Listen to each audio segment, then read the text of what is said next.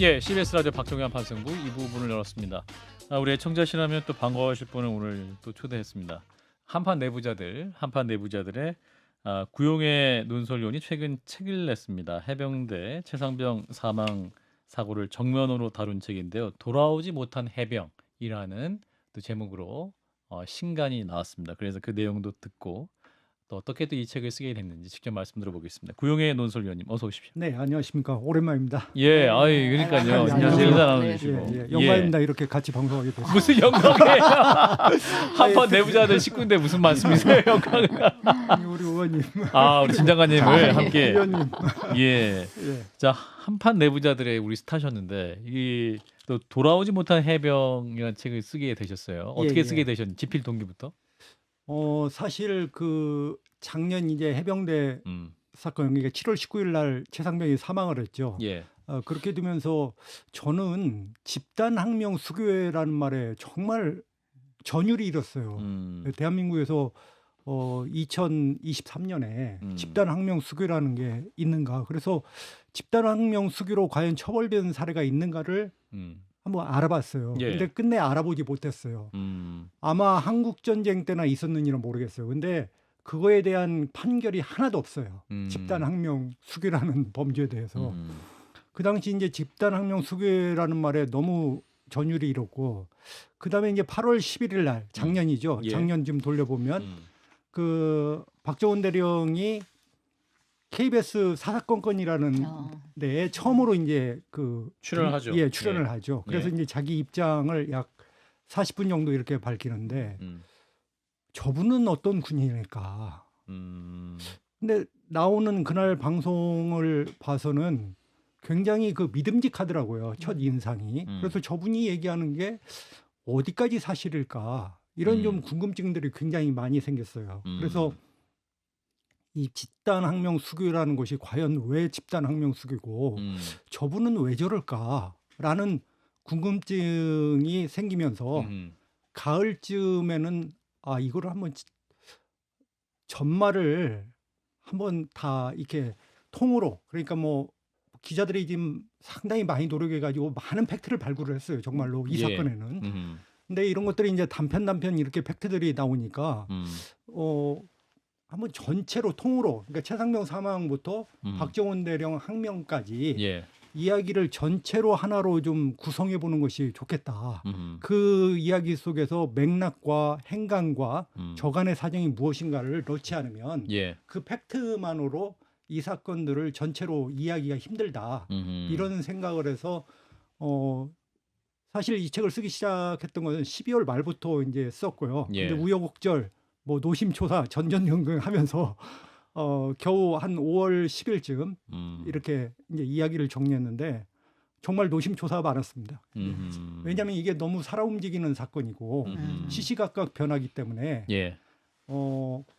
기자들의 그 취재 활동도 굉장히 활발했고요. 그래서 이 책을 과연 내가 낼 수 있을까 이런 좀 걱정도 했었고, 근데 다행히 운이 좋게 이렇게 일단은 책이 중간 뭐 이것이 결말은 아닙니다. 지금 미완성이죠, 사실. 예, 이렇게 해서 책이 나온 것 같습니다. 그렇군요. 돌아오지 못한 해병 책 한번 들어주세요. 예.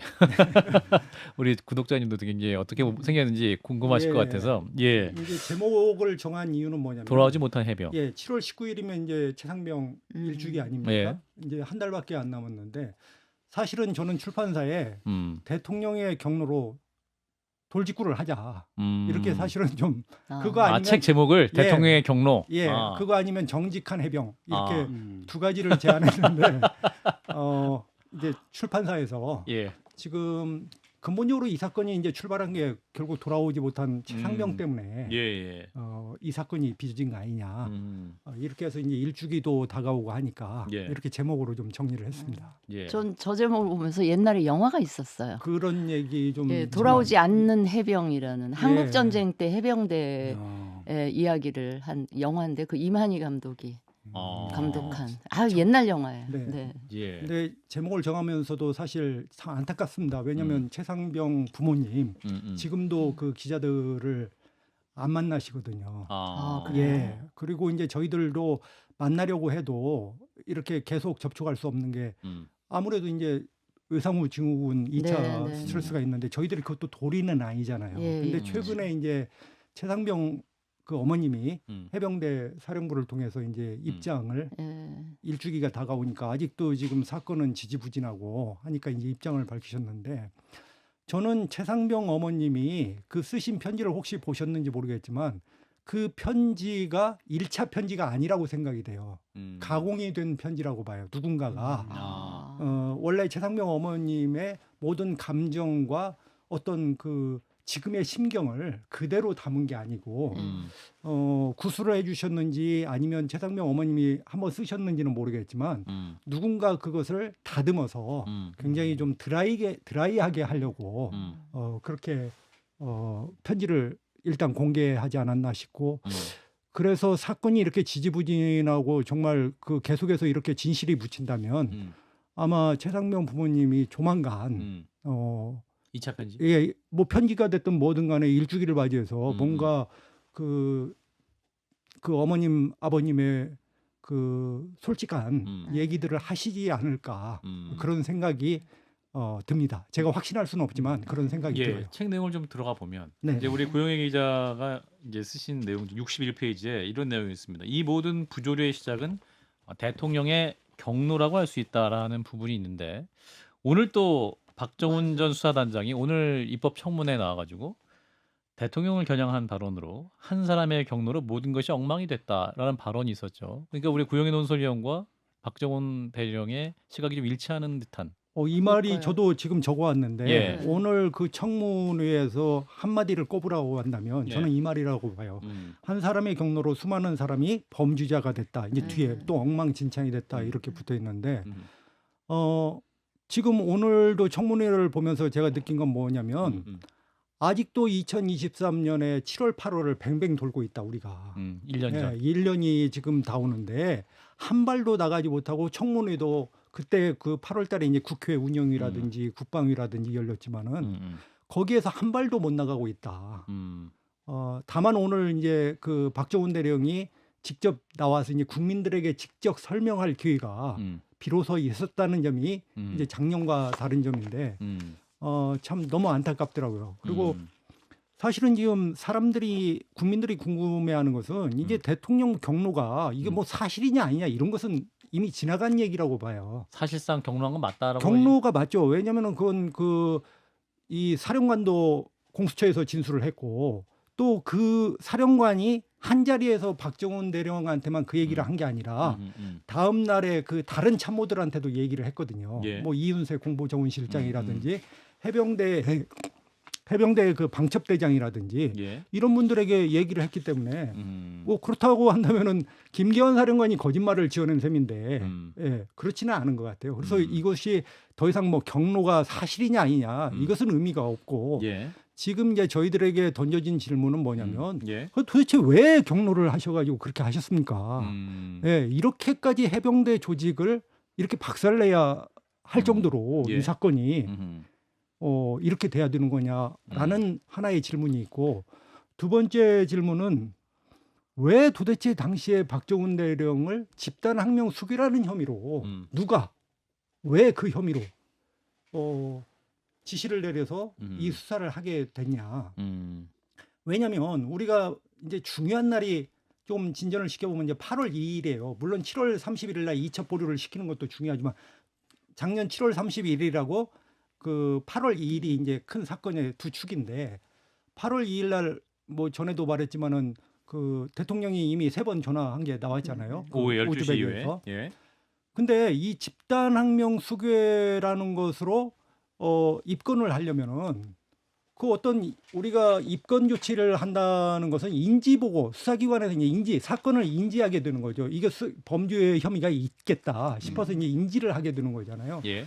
그러면 이것이 왜 범죄 혐의로 이렇게 되는 건지에 대한 설명이 있어야 되잖아요. 예. 집단항명 수괴가 되려면 왜 이것이 집단항명 수괴라는 그 얼추 어떤 대강의 얘기가 있어야 될 거 아닙니까? 근데 지금 이런 인지 보고서가 하나도 없어요. 그냥 하늘에서 뚝 떨어진 거예요. 집단항명 수괴가. 그 집단이 누구인 것이고 그 집단들이 어떻게 그 항명을 하게 된 그 상황인지 그거에 대한 내용이 전혀 없다. 그렇죠. 왜 이 사람들이 집단항명수기라는 얼추의 그 대강의 요지가 있어야 될 거 아닙니까? 이 집단항명수기라는 입건을 하려면. 그러니까 이게 갑자기 뚝 떨어졌다는 건 뭐냐면 하명이라는 것이죠. 결국 이것이 어떤 그 인과관계에서 이렇게 된 게 아니라 사실은 저는 그 이종섭 장관이 굉장히 무능한 장관이라고 봐요. 굉장히 무능하고 정말 여기서 두 사람이 무능한데 김기한 사령관과 그 이종섭 장관이 굉장히 무능한 사람들인데 이 사람들이 조금만 좀 정신을 차렸어도 그러니까 대통령이 설사 그날 그렇게 전화해가지고 이렇게 지시를 했더라도 예. 사실은 감사라든지 감찰 조사를 해서 이것이 어떻게 된 경위를 좀 파악한 다음에 그 다음에 수사로 가든지 어떤 조치를 취해야 될 거 아닙니까 상식적으로. 근데 갑자기 뚝 떨어지는 거죠. 예. 자, 이제 오늘 국회 법사위에 관련 입법 청문회가 있었습니다. 최상병 특검법 입법 청문회가 있었는데 오늘 공개됐던 그 증언 장면도 한번 보시죠. 오늘 이종섭 전 장관의 해명이 있었는데 해당 발언 잠시 듣고 말씀 이어가 보겠습니다. 31일 날 제가 12시 직전에 해병대 사령관 전화해서 이첩 보류를 지시를 하게 됩니다. 그 이유는 제가 전날 보고받았을 때 의문점을 가졌던 것을 좀 더 확인해 보고 싶었고 또 그 전날 보고받을 때는 언론 브리핑자로 보고라고 해서 대변인과 정책실장을 배석시키고 해당 참모였던 법무관리관실에 배석하지 못했습니다. 그래서 법무관리관실의 의견도 듣고 싶고 해서 일단 보류를 하라라고 지시를 했습니다. 제가 볼 때는 그 사후에 검토하긴 하지만은 지금 그 이첩 보류를 지시한 것은 적법한 지시라고 저는 확신을 하고 있습니다. 예, 오늘 이종섭 전 국방부 장관이 당시에 이첩 보류 지시를 했던 이유에 대해서 이제 말을 하고 있는데 지금 화면으로 보시면 아시겠지만 박정원 대령이 살짝 미소를 짓는 부분도 있었어요. 요즘에 보니까 사실은 저는 그 박정원 대령이 네. 올 초까지만 해도 변호인 김정민 변호사라고 예. 저는 그분을 안 만났다면 박정원 대령이 지금 있을까 그런 생각을 해요. 왜냐하면은 정말 그 멘탈이 붕괴됐고 어떤 일을 저지를 수도 있는 왜냐하면 군인 신분의 피의자 아니겠습니까? 예. 피고인이고. 예. 근데 이제 최근에 재판을 계속 참관을 해보는데 재판에서 상당히 그 재판부가 변호인 측의 요구를 받아들여줘요. 그 뭐 통신기록 요즘 통신기록 예, 많이 나오잖아요. 그래서 이제 한 이게 9월이나 10월쯤에 선고가 나올 것 같아요. 다음하고 그 다음 재판하면 이종섭 재판 증인 신문하면 나올 것 같은데 조금 이렇게 약간의 숨통이 트인 것 같아요. 오늘 표정을 보면 좀 여유가 있어졌네요. 예. 그나마 오늘 좀 여유가 있는 것 같아요. 이게 뭐 갑자기 7월 31일 날 낮에 12시 직전에 이종섭 전 장관이 당시 곰곰이 생각해 보니 어제 보고받았을 때는 법무관리관 그러니까 어떤 법무 전문가의 배석이 없어서 생각해보니까 좀 더 해서 이첩 보류 그런 걸 좀 해보자 해서 이첩 보류를 지시했다고 하는데 조금 전에 뭔 일이 있었냐면 한 1분 전에 끊은 전화가 바로 그 유명한 대통령실로부터 온 전화입니다. 그럼 대통령실부터 온 전화 받고 그다음에 그것과 상관없는 일을 곰곰이 생각해 보다가 이거 이첩해. 상식적으로는 잘 이해가 안 되죠. 그리고 이제 초급 간부들을 제외하기 위해서라고 하는데 원래 혐의자 8명에서 2명으로 줄었는데 위에가 다 빠지고 2명 대대장 2명만 혐의자로 분류가 됩니다. 이종섭 장관의 진술이 앞뒤가 안 맞죠. 그렇군요. 자, 그러면 이제 작년 8월 2일 그 중요한 축이라고 말씀하셨는데 그 대통령과 통화했다고 알려진 이종섭 전 장관, 임기훈 국방비서관, 신범철 전 차관 등 오늘 이제 모두 통화 내용에서 함구를 하고 있지 않습니까? 그러면 이 대통령과 참모진 사이의 어떤 통화 내용 중요한 수목힌 건이 될 수 있을 것 같은데. 저는 그 8월 2일 날 그러니까 이첩을 하고 예. 이제 정훈아 멈춰 하고 이제 그 김기한 사령관이 지시를 하잖아요. 예. 그래서 11시 13분쯤 이제 보고를 하고 그때부터 아마 오후 5시 예. 그리고 그날은 정말 저는 조선시대 같다는 생각이 들어요. 이건 정말 그 선조 임금 때 어명이 춤추던 정말 앞에서는 적병이 칼춤을 추고 예. 뒤에서는 그 누군가가 또 임금이 칼을 노려보고 이런 그 정말 극단적인 순간이 아니었나 싶어요. 예. 왜냐하면 좀 설명해야 되겠는데 예. 이제 대통령이 12시 7분경에 이종섭 장관한테 이제 전화를 하잖아요. 그러고 나서 바로 임기훈 국방비서관이라고 있어요. 안보실에. 예. 이분이 이시원 공직기강 비서관한테 그 전화를 하죠. 근데 공직기강 비서관실은 이 사건에서 등장할 하등의 이유가 없는 그렇죠. 조직이에요. 예. 전혀 왜 여기가 등장합니까? 예. 이때 이미 이제 부탁을 한 거죠.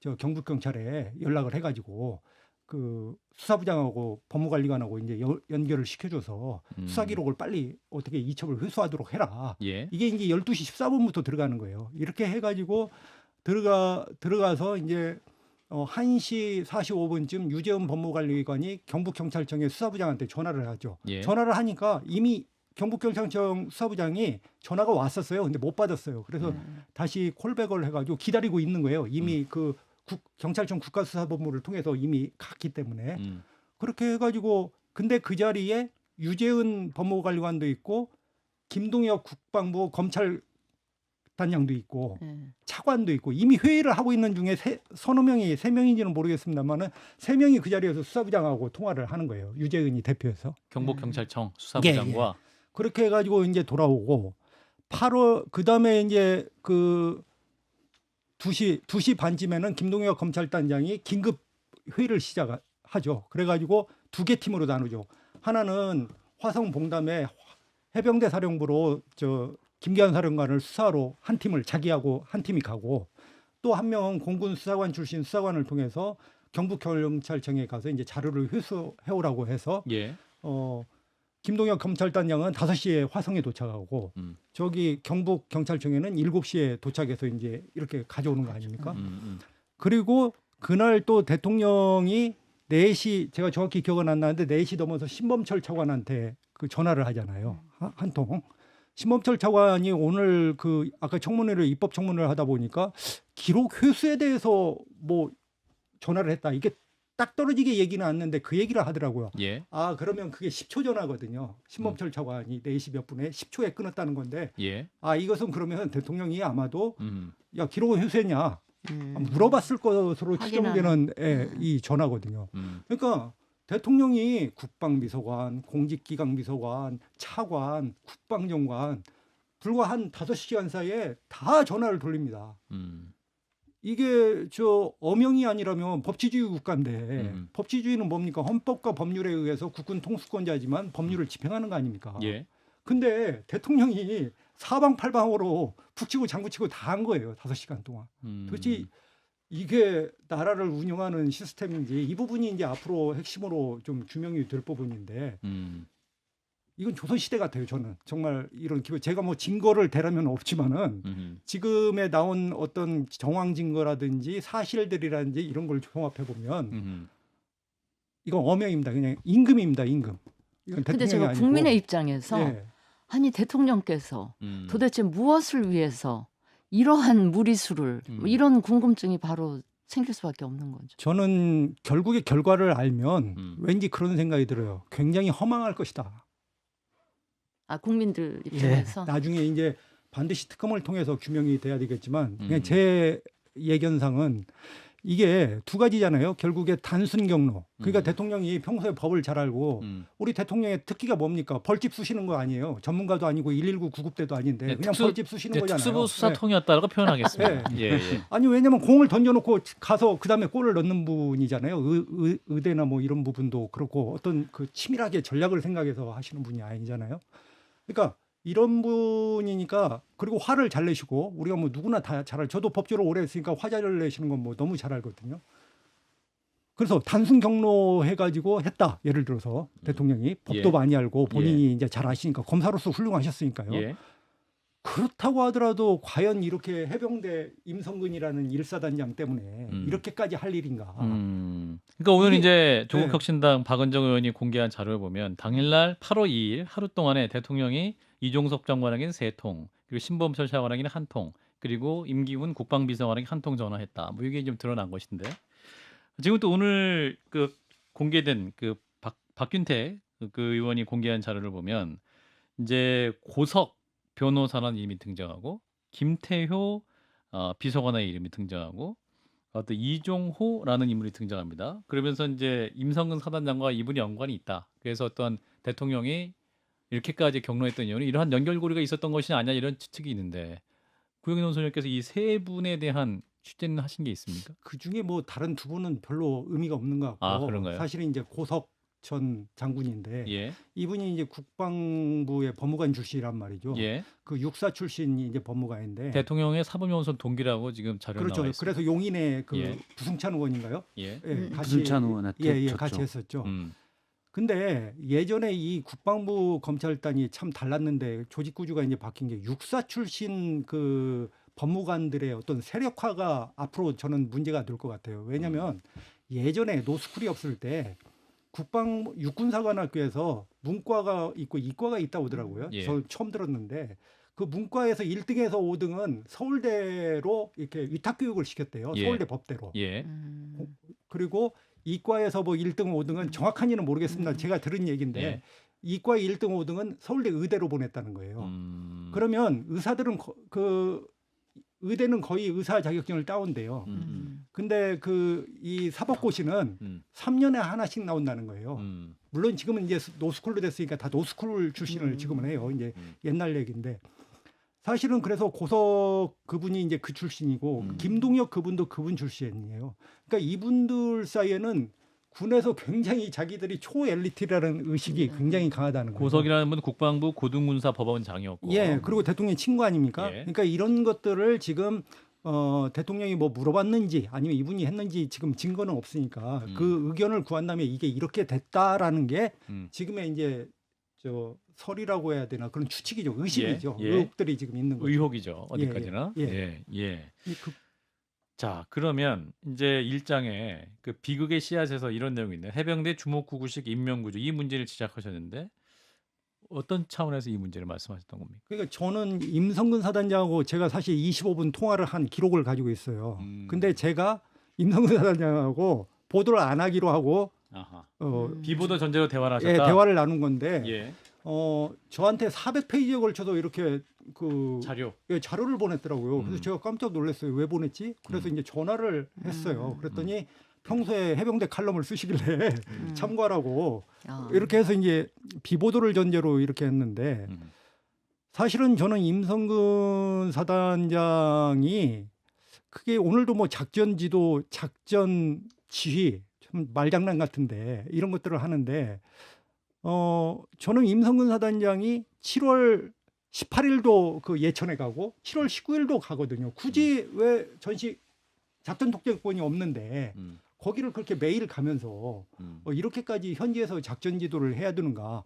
물론 본인은 뭐 작전 지도라고 하지만은 그 작전 그 대대장이나 이런 사람들은 왜냐면은 사단장이 얘기하는데 그걸 무시하기가 힘들잖아요. 예. 그렇다고 하면 물에 들어가는 것도 다 공보실장이 카톡으로 보고를 해가지고 물에 들어가 있는 것도 다 있어요.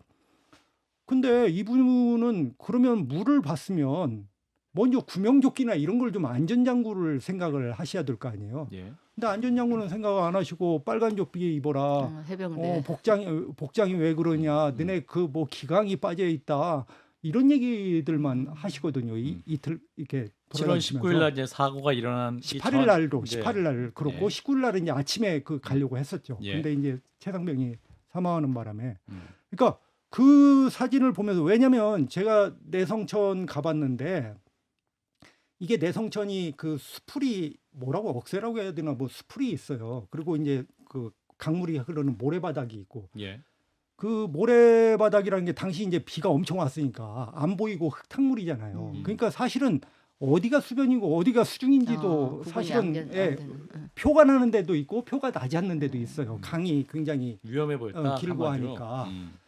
그렇기 때문에 이런 부분에 대해서는 전혀 신경을 쓰지 않으시고 돌아다니면서 이제 해병대가 뭐 잘해야 실종자를 찾아야 너네 14박 15일 내가 저 휴가를 보내줄 거야. 14박 15일도 이게 제가 군 물어보면 정말 너무 많다는 거예요. 누가 그렇게 14박 15일을 그러니까 이 경쟁을 도입한 거죠. 경쟁 심리를. 그렇게 하다 보니까 안전에는 책임을 도시하고 이렇게 그 성과 위주의 지도를 하다 보니까 장병을 바라보는 어떤 시각, 관점 그렇죠. 그런 부분에 좀 비판할 그러니까 이것이 부분이 있다. 뭐 직접 과실이 아니라 압박을 받았다는 거죠. 아, 장병들이 당연히. 그렇게 해서 무리하게 이제 수중으로 진입할 수밖에 없었고 그런데 아무 조치가 없었다는 거죠. 알겠습니다. 한 20표 남았는데요. 우리 구용의 논설위원께 책을 냈습니다. 돌아오지 않은 해병. 이 책을 통해 독자들이 어떤 발견했으면 하는 것이 어떤 게 있을까요? 마무리해 주십시오. 예. 저는 이번에 그 6월 10일인가 14일 재판을 한번 봤는데 나오면서 이제 재판이 끝나고 나오면 이렇게 기자들하고 그 변호인 간에 얘기를 해요. 예. 근데 저는 솔직히 나오면서 그날 와, 이 굉장히 선한 싸움을 하고 있구나. 그런 생각이 순간 스쳐갔어요. 왠지 10초? 모르게 정말 이분들이 아름답구나. 그러면서 저 돌멩이 하나로 정말 맨주먹 붉은 피로 이렇게 싸우는 과정이 과연 앞으로 어떻게 귀결될지 좀 국민들도 관심을 가지고 지켜봐 알겠습니다. 주셨으면 감사하겠습니다. 네, 돌아오지 못한 해병의 저자 구용의 논설위원이었습니다. 고맙습니다. 네, 감사합니다.